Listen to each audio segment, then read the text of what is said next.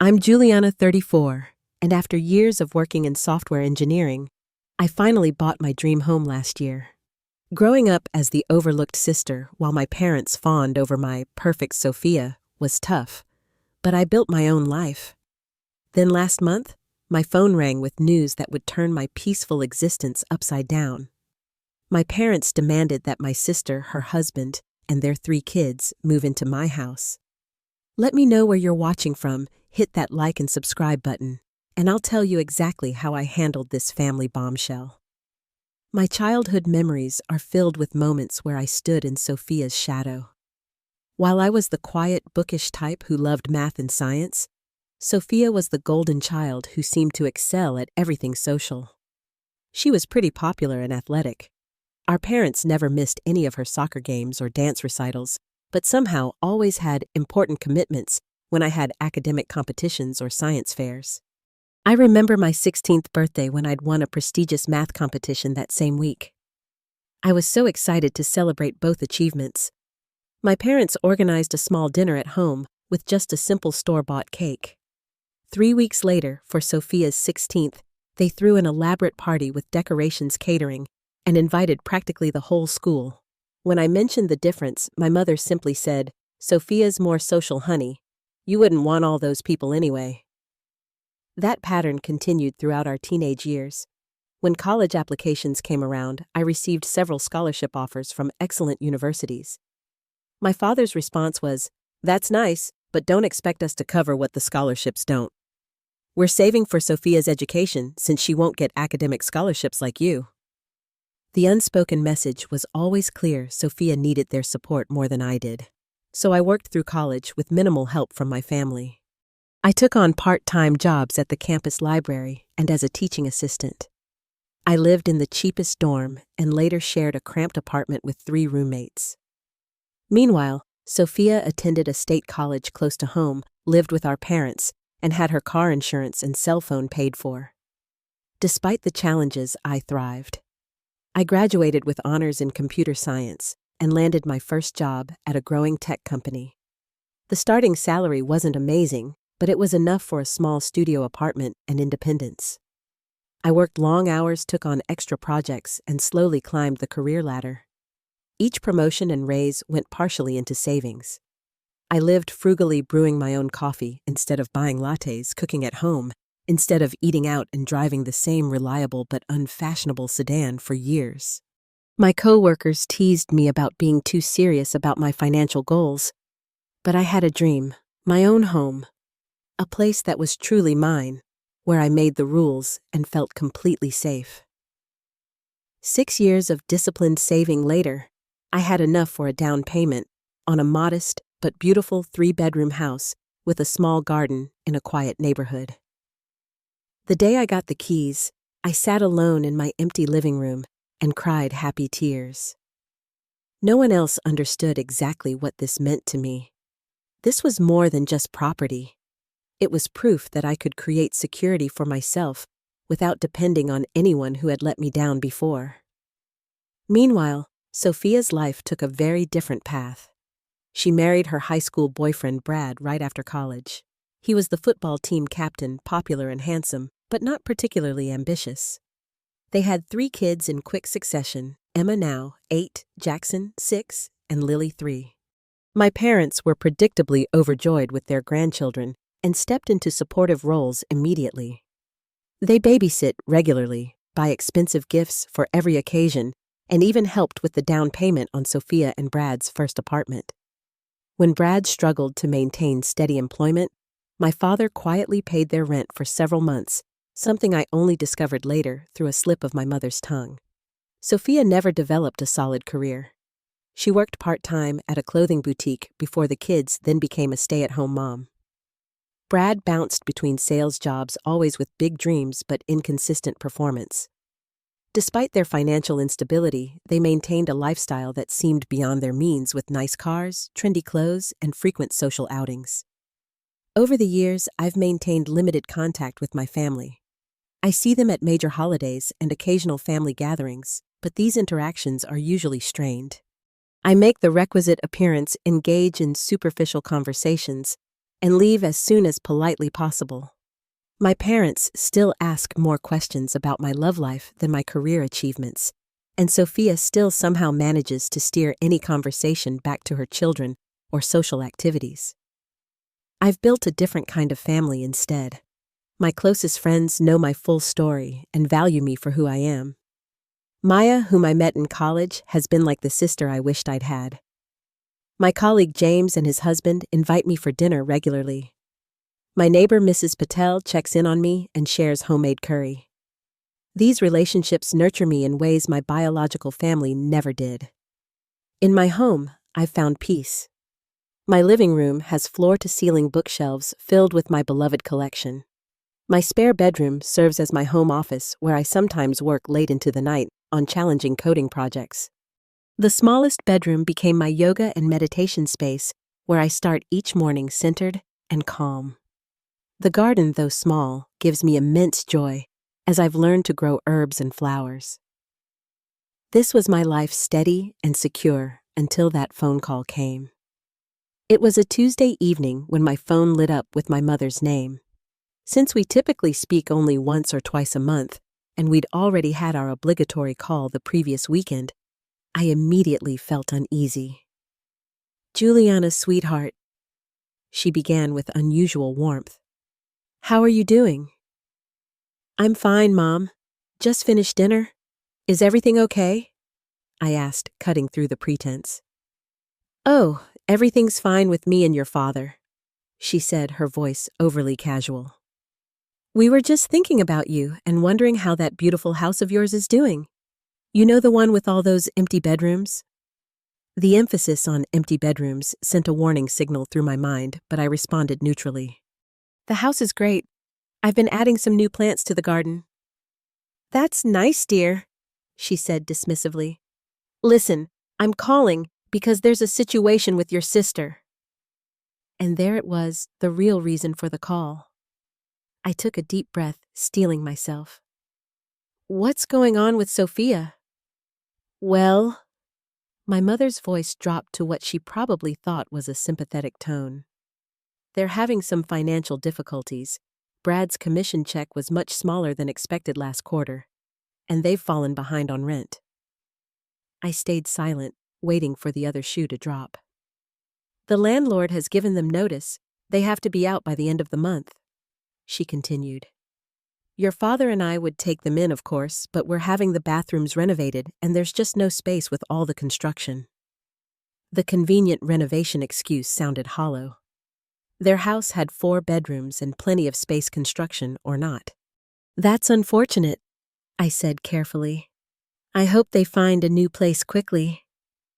A heavy silence followed before my mother spoke again, this time with clear expectation in her voice.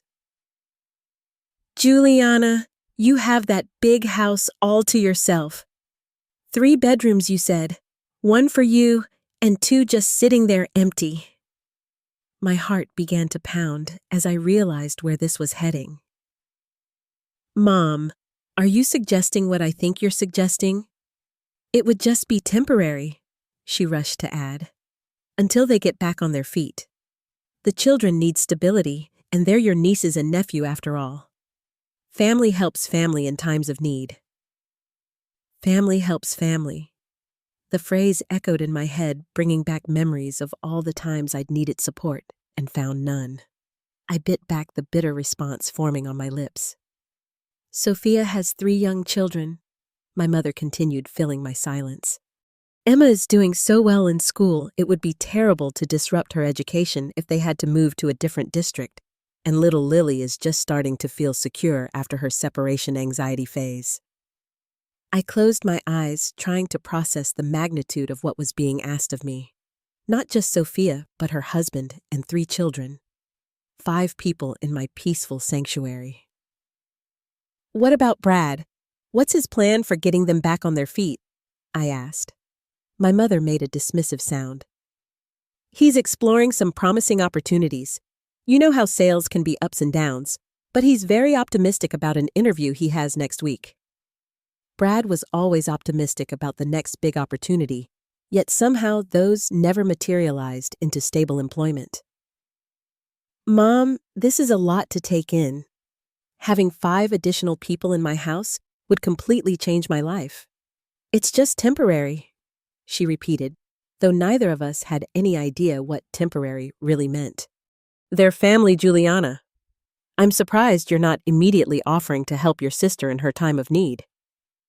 There it was, the guilt trip I'd been expecting. I felt a familiar knot forming in my stomach, the same one I'd experienced throughout my childhood whenever I failed to meet their unspoken expectations. I need to think about this, I managed to say. This isn't a small favor like babysitting for an afternoon. This would impact every aspect of my daily life. What's there to think about? My mother's voice took on an edge. Those empty spare bedrooms of yours are just sitting there while your sister and her children might end up homeless. Is your precious privacy more important than their welfare? I gripped the phone tighter, fighting to maintain my composure. I'm not saying no, Mom. I'm saying I need to consider what this would mean practically. How long would they stay? Would they contribute to utilities and groceries? There are a lot of details to work out. Details, she scoffed. Listen to yourself worrying about details while your family is in crisis. Your father and I raised you better than that. We sacrificed for years to give you and your sister a good life. The irony of her statement wasn't lost on me. They had sacrificed for Sophia. I had largely raised myself. I'll call you back tomorrow, I said firmly, knowing I needed to end this conversation before I said something I'd regret. I need to process this request. Fine, she relented. But Sophia is very upset. She's been crying all day about the possibility of uprooting the children. Just think about that while you're processing. After ending the call, I sat in stunned silence in my kitchen. The peace of my home suddenly felt fragile, threatened. I ran my fingers over the smooth countertop I'd selected with such care, looking around at the space I'd created for myself. The thought of it filled with noise, chaos, toys scattered everywhere, and Brad's entitled attitude made me feel physically ill. Yet the weight of family obligation pressed down on me. Was I being selfish? Would a good sister hesitate to help in this situation? But then, would a good sister or good parents have made this request in the first place? Knowing what a massive imposition it would be, I went to bed that night with my thoughts in turmoil, already dreading my mother's call the next day. The next morning, before I'd even had a chance to properly think through the situation, my phone began buzzing with messages. My father had sent a terse text that simply read, "Family takes care of family. Your mother told me about your reluctance. Disappointed in you." No, hello? No asking how I was doing, just immediate judgment. The familiar sting of his disapproval washed over me, but this time it was accompanied by something new: anger. The unfairness of being guilted for hesitating to upend my entire life struck me with sudden clarity. Before I could respond to my father, my phone rang with Sophia's name flashing on the screen. I considered letting it go to voicemail, but finally answered on the 4th ring. "Jules," she began, her voice thick with tears. "I don't know what we're going to do. The landlord is being completely unreasonable. We were only late with rent twice, and now he's threatening eviction." Only twice. That seemed to contradict what my mother had told me about them being behind for months. "The kids are so settled in their schools," she continued without waiting for my response. "Emma's finally made good friends, and Jackson's soccer team is the center of his world right now. Having to switch schools would devastate them." I tried to interject, but Sophia was on a roll. "And Brad's been so stressed. You know how he gets when he's worried about providing for us. He's barely sleeping. This interview next week could change everything, but we need somewhere to stay until he gets established in a new position." Finally, she paused for breath, and I seized the opportunity. "Sophia, I understand you're in a difficult situation. Have you looked into rental assistance programs or temporary housing options?" "Rental assistance?" She sounded offended. We don't need charity, Juliana. We need family. Mom said you have 2 completely empty bedrooms in that big house of yours.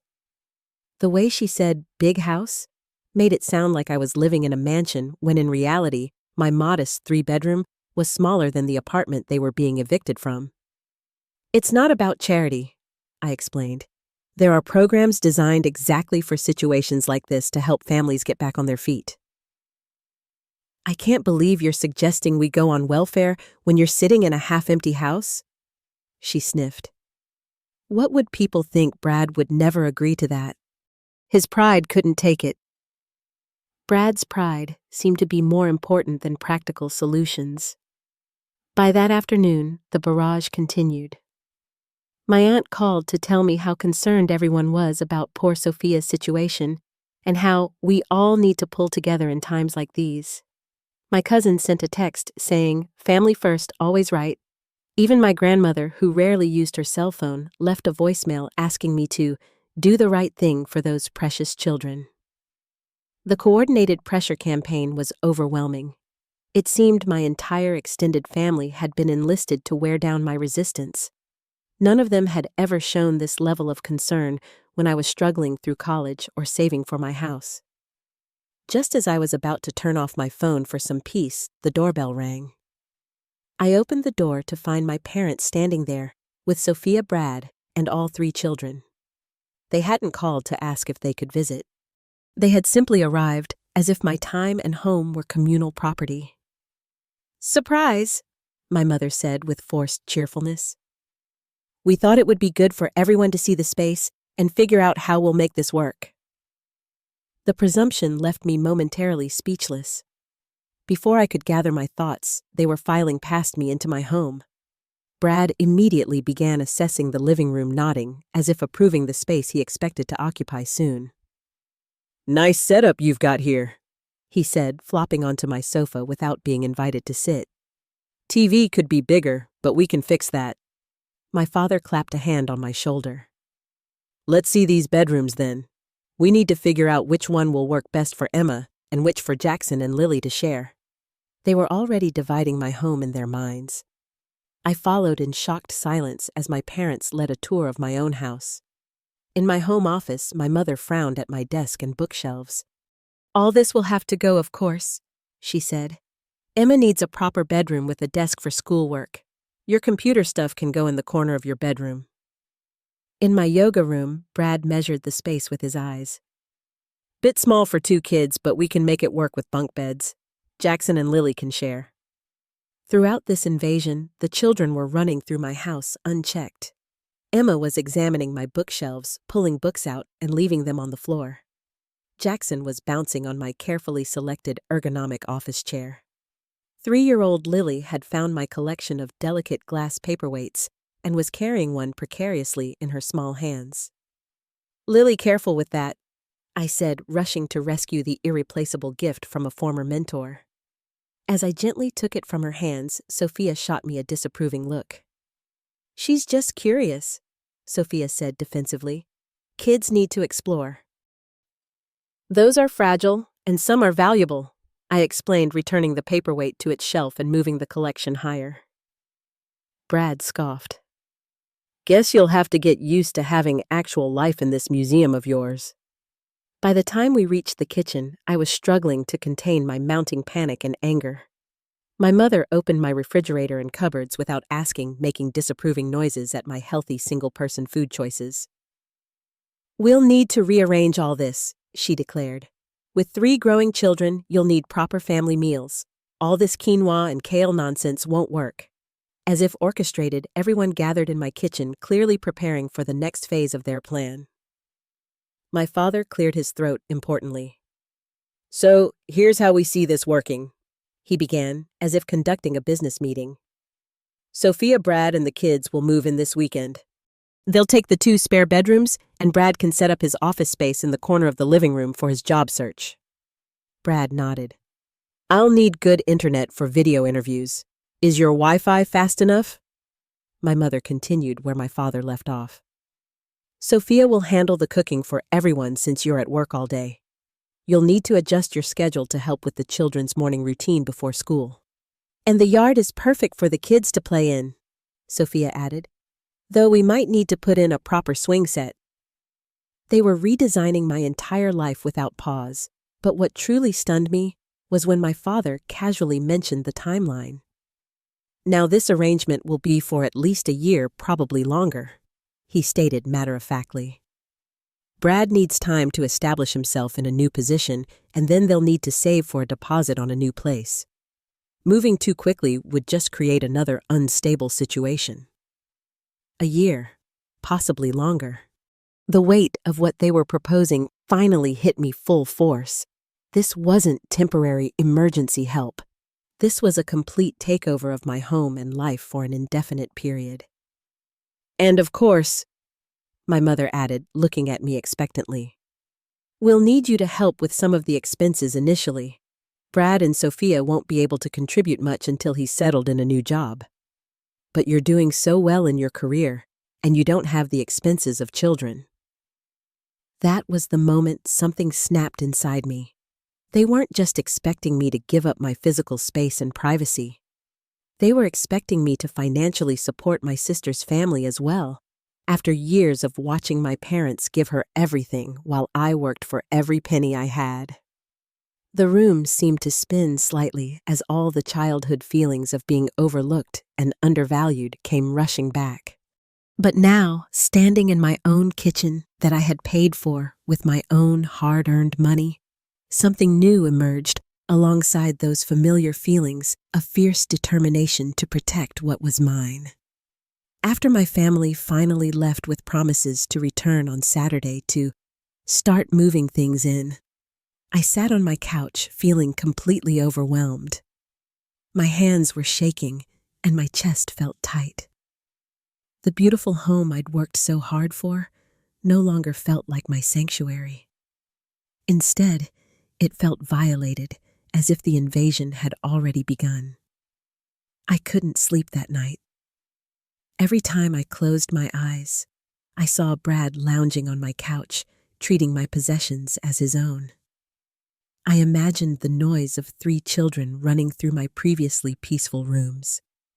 I pictured my home office, dismantled my books, packed away my morning yoga ritual impossible, in a house overrun with other people's needs and demands. By morning, I was exhausted, but certain of one thing: I needed help sorting through my feelings before my family steamrolled over my boundaries completely. I texted Maya, my closest friend since college. Family crisis. Need advice. Coffee at Jerome's at 1 p.m. Her immediate response was reassuring. I'll be there. Bring chocolate. This sounds serious. Jerome's Cafe was our long-standing meeting place for important conversations, a neutral ground away from my family's sphere of influence. Maya was already waiting when I arrived, 2 large coffees on the table and concern in her eyes. You look like you haven't slept, she said as I slid into the chair across from her. What happened? I poured out the entire story from my mother's initial call to the ambush visit, including all the details of their presumptuous plans for my home. Maya listened without interrupting, her expression growing increasingly outraged. So let me get this straight, she said when I finally finished. Your sister and her husband, who have repeatedly made poor financial decisions, expect you to turn your hard-earned home into their bailout plan. And your parents, who have always favored Sophia, are orchestrating this whole thing. Put so plainly, it sounded even more absurd than it had in my swirling thoughts. Yes, and they're acting like I'm a terrible person for even hesitating. Maya reached across the table and squeezed my hand. Jules, this is classic manipulation. They're using guilt surprise tactics and emotional blackmail to override your legitimate concerns. This isn't about you being selfish. It's about them not respecting your boundaries. But they're family, I said, voicing the doubt that had kept me awake. Am I wrong for not wanting to help them? There's helping, and then there's being taken advantage of, Maya pointed out. Helping would be offering to cover a month's rent at a new place, or letting them stay for a very defined short period while they secure housing. What they're asking for is for you to completely disrupt your life indefinitely, with no clear end plan. She was right. and hearing it from someone outside the situation validated my own instincts. The thing is, I confessed, part of me is still that little girl desperate for her parents' approval. When my dad said he was disappointed in me, it still hurt even though I'm 34 years old and know better. Maya's expression softened. That's exactly what they're counting on, Jules. They know which buttons to push because they installed them. But you're not that little girl anymore. You've built an amazing life for yourself without their support. You don't need their approval now. Over the next hour, Maya helped me see the patterns of manipulation that had defined my family relationships for years. The guilt trips, the double standards, the way Sophia's needs always trumped mine. For the first time, I began to see clearly how unfair their expectations were. Still, I needed more perspective. The next day, I had my regular session with Dr. Powell, the therapist I'd been seeing for about a year, to work through my childhood issues. This situation was exactly why I'd sought help in the first place.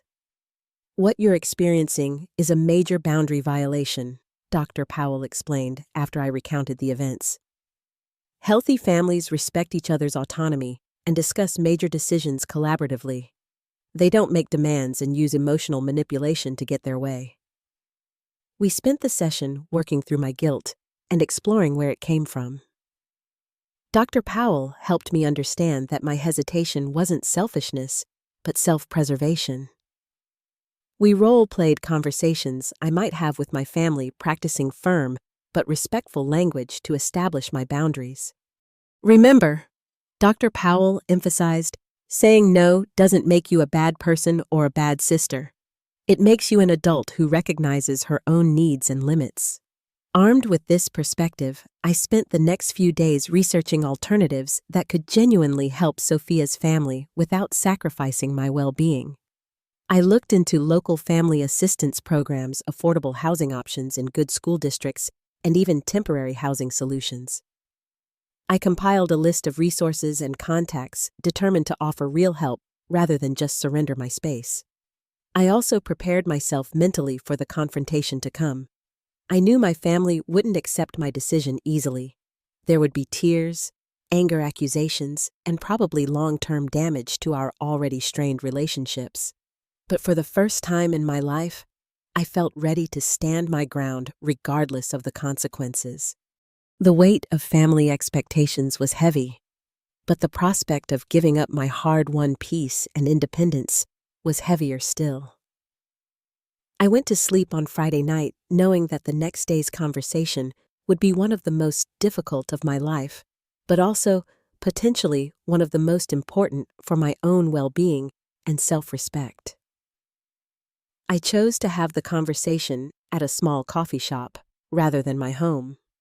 A public place would hopefully keep everyone's emotions somewhat in check, and it wouldn't give my family the opportunity to start measuring rooms or making plans on the spot. I arrived early, selecting a corner table that offered some privacy without being completely isolated. I had asked for just the adults to attend, explicitly stating that this was a conversation that wasn't appropriate for the children to hear.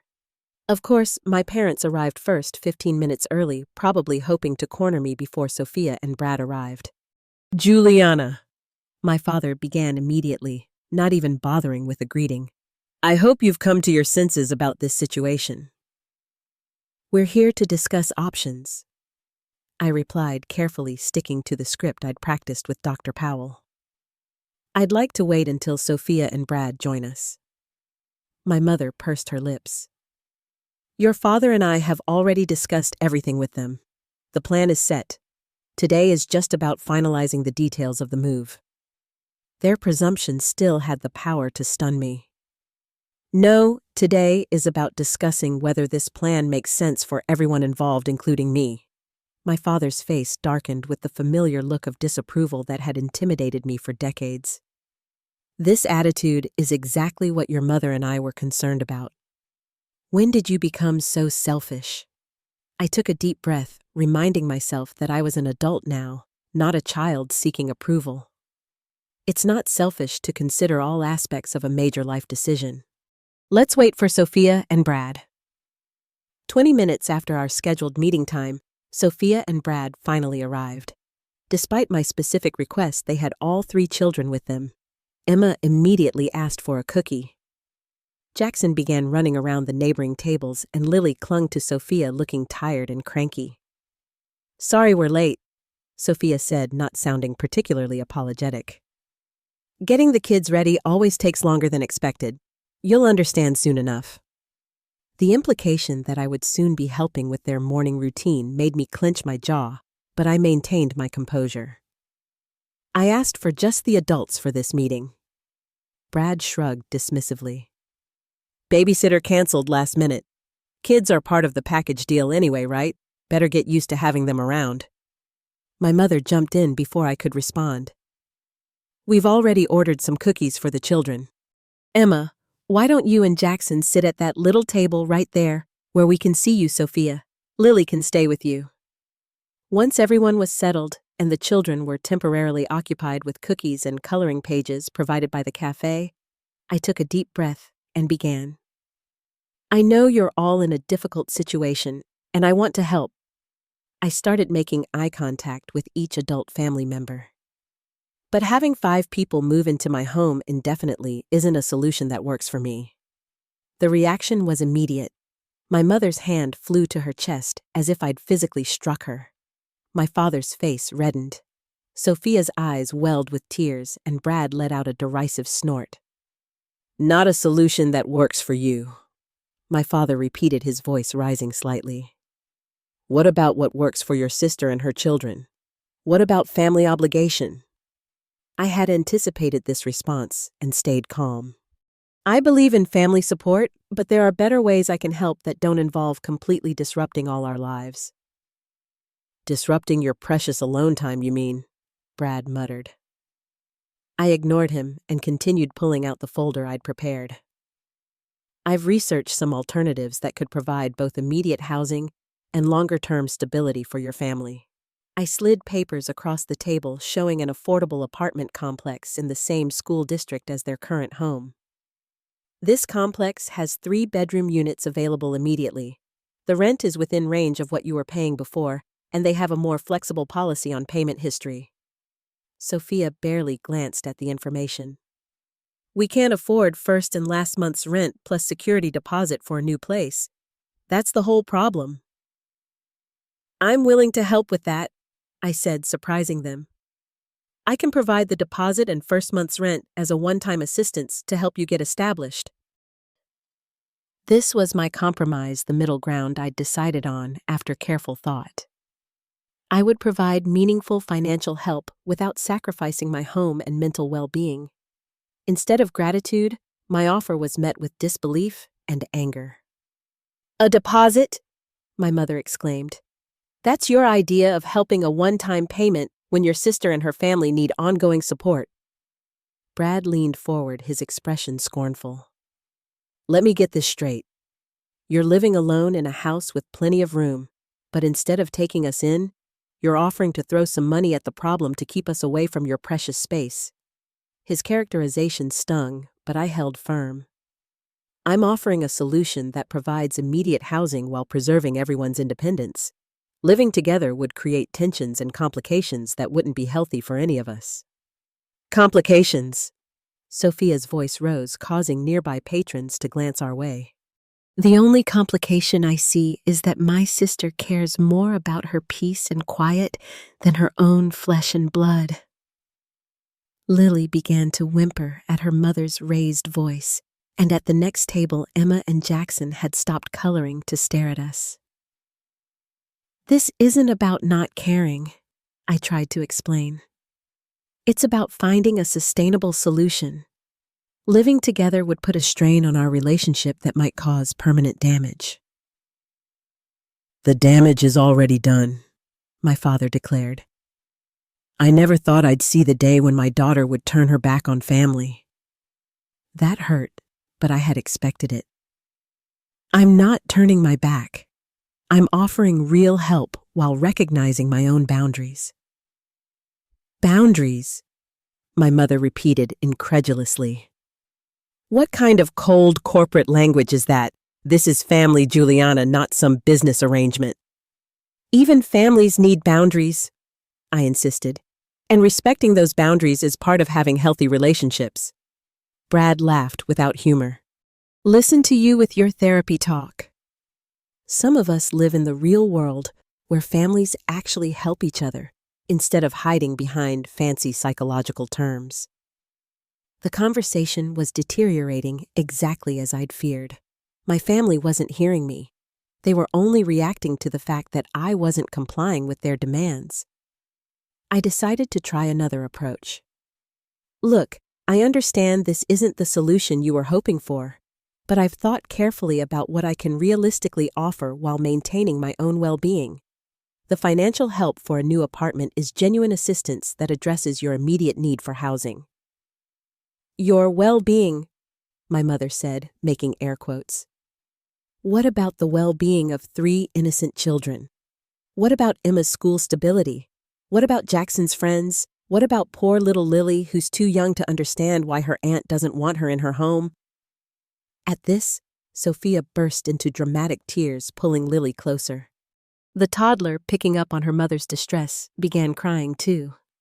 At the next table, Emma abandoned her coloring and came over. "Why is Mommy crying?"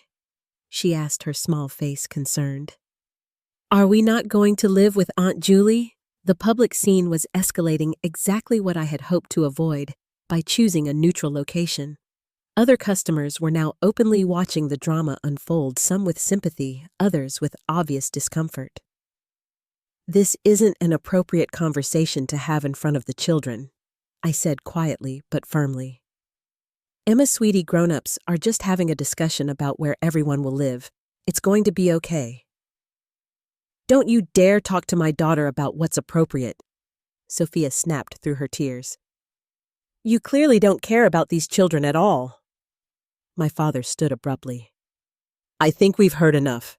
It's clear where you stand, Juliana. Your mother and I raised you to put family first, but apparently those lessons didn't stick. If you change your mind about being part of this family, you know where to find us." With that, he guided my mother up from her chair. She stood shaking slightly, looking at me with an expression of profound disappointment that would have crushed me in the past. "I never thought my own daughter would be so heartless," she said, "after everything we've done for you." They gathered their things and headed for the door. Sophia, still crying, collected Lily and called for Emma and Jackson. Brad lingered long enough to deliver one final barb. "You know what your problem is. You've always been jealous of Sophia. She has a real family, people who love her children, who adore her. What do you have? An empty house and your precious career. Enjoy your lonely, selfish life." Then they were gone, leaving me sitting alone at the table, surrounded by abandoned coffee cups and the sympathetic or curious glances of strangers. The conversation had gone even worse than I'd anticipated, but beneath the hurt and shock, I felt something unexpected relief. For the first time in my life, I had stated my boundaries clearly and stood by them despite the enormous pressure to cave. As I gathered my untouched folder of housing resources and paid the bill, I realized that something fundamental had shifted. I had finally stood up for myself, and though the immediate aftermath was painful, I knew in my heart that I had made the right decision. The immediate fallout from my refusal was swift and severe. That evening, my father sent a text message that simply read, "You are no longer welcome at family gatherings. Do not contact us unless you've come to your senses." My mother, always more emotional in her approach, left a tearful voicemail. "I don't know where we went wrong with you, Juliana. To think that my own daughter would turn her back on family in their time of need. I can't even bear to speak to you right now. As far as I'm concerned, I only have one daughter." The words stung, but they weren't entirely unexpected. I had prepared myself for this reaction, though the reality of being disowned was still shocking. I took a long bath that night, allowing myself to cry and process the grief of family estrangement. but I didn't regret my decision. Sophia took a different approach. Rather than cutting contact completely, she launched what I can only describe as a smear campaign. The next morning, I woke to find my social media feeds filled with passive-aggressive posts about discovering who your true family is during hard times, and the special bond between a mother and children that some people will never understand. Though she never mentioned me by name, the implication was clear to anyone who knew our family. Distant relatives and mutual childhood friends began sending me concerned messages, asking what was going on, or worse, assuming Sophia's version of events was accurate and expressing their disappointment in me. "How could you not help your own sister?" wrote my cousin Andrea. "Those children need stability. Family is everything." "Praying you find compassion in your heart," commented my mother's friend Mrs. Winters, who had known me since childhood. The public shaming was a new and painful experience. I had always been the quiet, responsible one who kept family matters private. Seeing my personal decision dragged into the court of public opinion made me feel exposed and misunderstood. I didn't respond to the posts or defend myself publicly, knowing it would only escalate the drama. But I did turn off notifications and step away from social media for a while. What surprised me most, however, were the unexpected allies who emerged during this difficult time.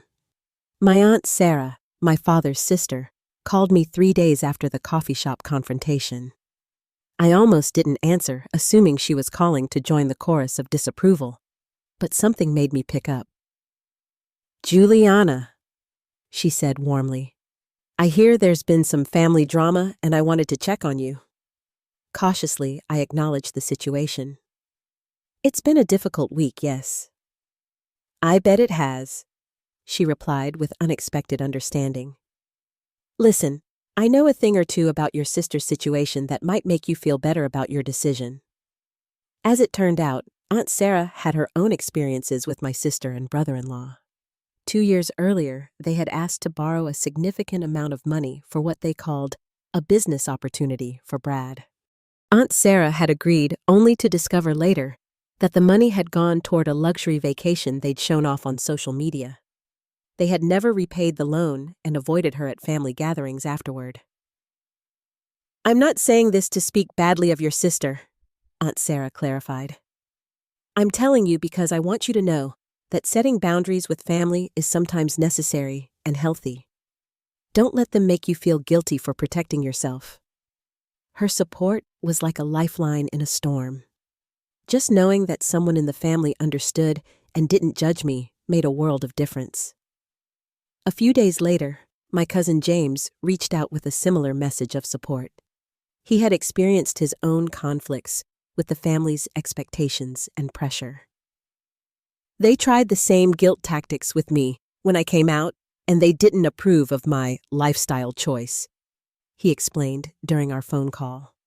"The whole family-first argument only seems to apply when you're doing what they want." My friends and colleagues rallied around me too. Maya brought over wine and takeout for an impromptu support session. My team at work, sensing something was wrong, covered for me during a few difficult days when I couldn't focus. Even my neighbor, Mrs. Patel, left homemade food at my door with a note saying, "Whatever you're going through, good food helps." These gestures of kindness and understanding were balms to my wounded spirit. They reminded me that family isn't just about blood relations. It's about mutual respect and genuine care. Then, about 2 weeks after the confrontation, I received an anonymous email that changed everything. The sender identified themselves only as a concerned neighbor of Sophia and Brad's. The email was brief but illuminating. "I've lived in the same apartment complex as your sister's family for 3 years. This isn't their first eviction notice. They've received warnings at least 4 times that I know of, usually after loud parties that generate complaints.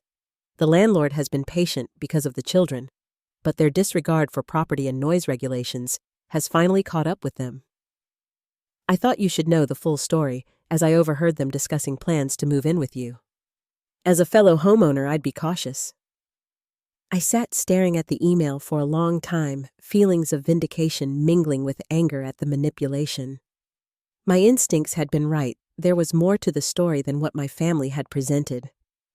The revelations continued when Aunt Sarah called again with information she'd held back during our first conversation.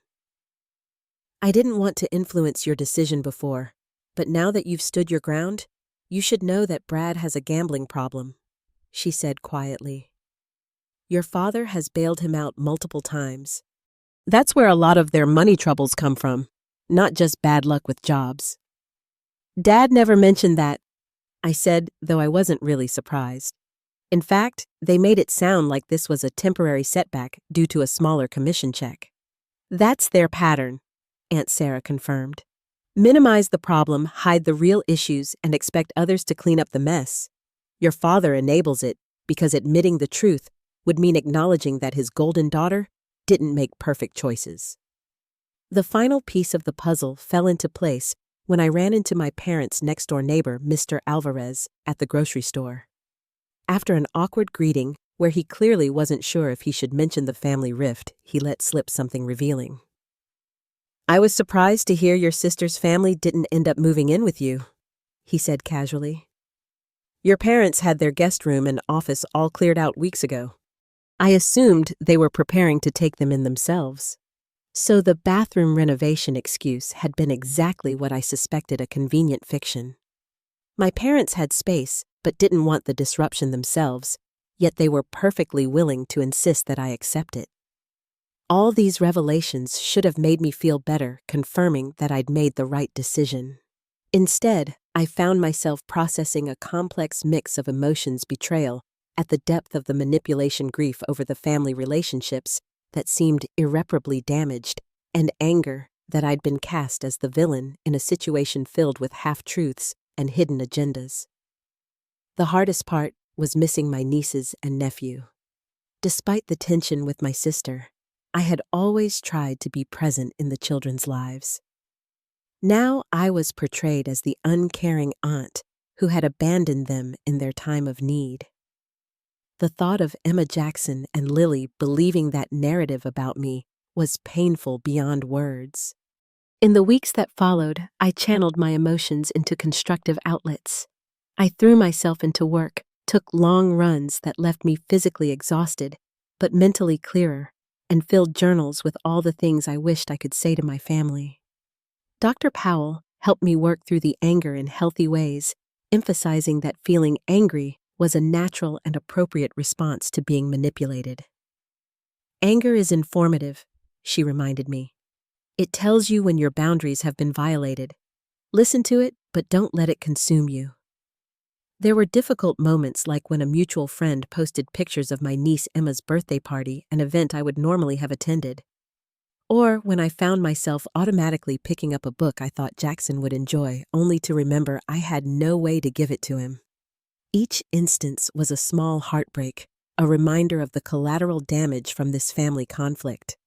But as the weeks turned into months, something unexpected happened. The pain began to lessen, not because the situation had changed, but because I had. I was growing stronger in my conviction that protecting my boundaries had been the right choice, despite the high cost. And then, nearly 4 months after the confrontation, I learned through the family grapevine that Sophia, Brad, and the children had moved in with my parents after all.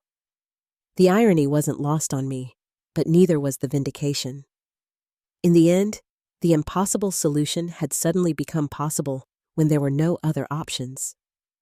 The knowledge brought a certain peace. I hadn't abandoned my sister and her family to homelessness.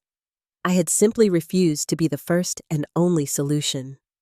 And that refusal had forced other possibilities to emerge exactly as I had hoped. The first 6 months after my family's estrangement were some of the most challenging of my life. Holidays were particularly difficult. Thanksgiving had always been at my parents' house, and Christmas involved elaborate gift exchanges for the children.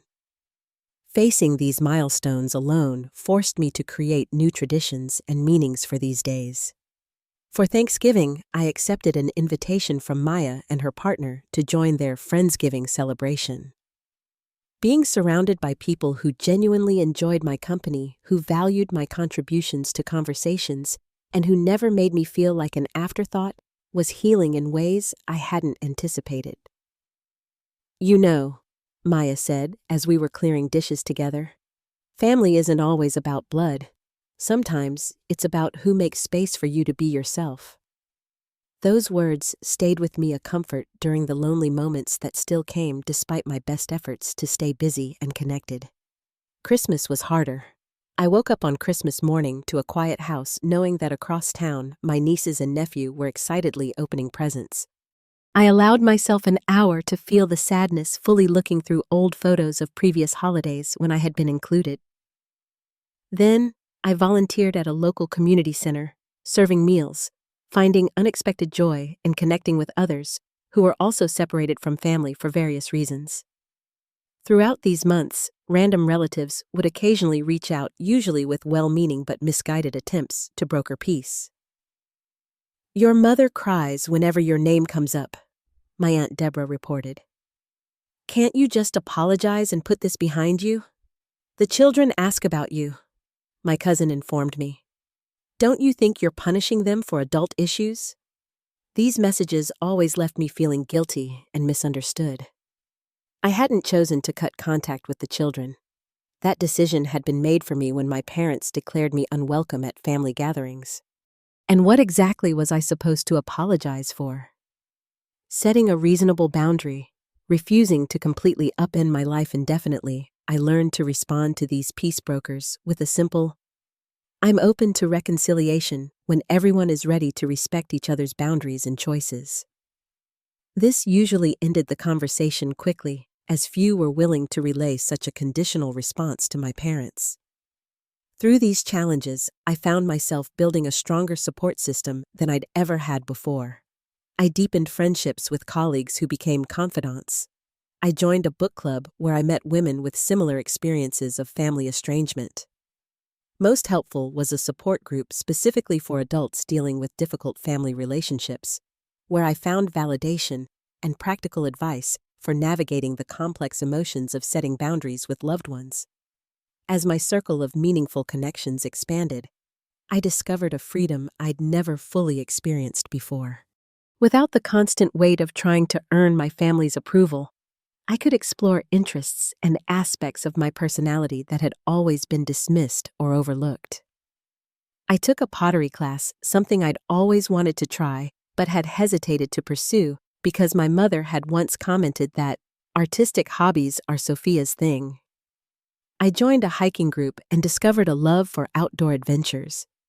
I redecorated my home exactly as I wanted it, without considering anyone else's opinions or preferences. At work, my newfound confidence led to more assertive contributions in meetings and a willingness to take on challenging projects that stretched my skills. 6 months into our estrangement, I was offered a promotion to senior software architect, a role I might have hesitated to pursue in the past, fearing it would take too much time away from family obligations. But perhaps the most healing aspect of this period was the work I did on my home. I had always loved my house, but now I embraced it fully as my sanctuary. I repainted rooms in colors that brought me joy. I completed the garden design I'd been planning, adding a small meditation area with a bubbling fountain. I converted the room that would have been Jackson and Lily's bedroom into a proper home library with floor-to-ceiling bookshelves and a comfortable reading chair. Each improvement was a reclamation, a statement that this space was mine and that my needs and preferences mattered. The home that my family had seen as half-empty and wasteful, I now saw as perfectly full, filled with the things that brought me peace and fulfillment. Then 6 months and 2 weeks after our confrontation at the coffee shop, I received an email from my mother. It was brief and tentative. "Juliana, I hope this message finds you well. It's been a difficult time for all of us. Perhaps we could meet for coffee sometime soon, just the two of us. There are things I think we should discuss. Mom." The email sat in my inbox for 3 days before I could formulate a response. Part of me wanted to ignore it to protect the peace and self-assurance I'd worked so hard to build. Another part craved reconciliation, or at least understanding. After consulting with Dr. Powell, I finally replied, "Mom, I would be open to meeting. I suggest Wednesday at 2 p.m. at Jerome's Cafe. I look forward to a constructive conversation. Juliana." The response was neutral and boundaried, suggesting a public place and a specific time rather than leaving things open-ended. It was a small assertion of control, a signal that any reconciliation would be on different terms than our previous relationship.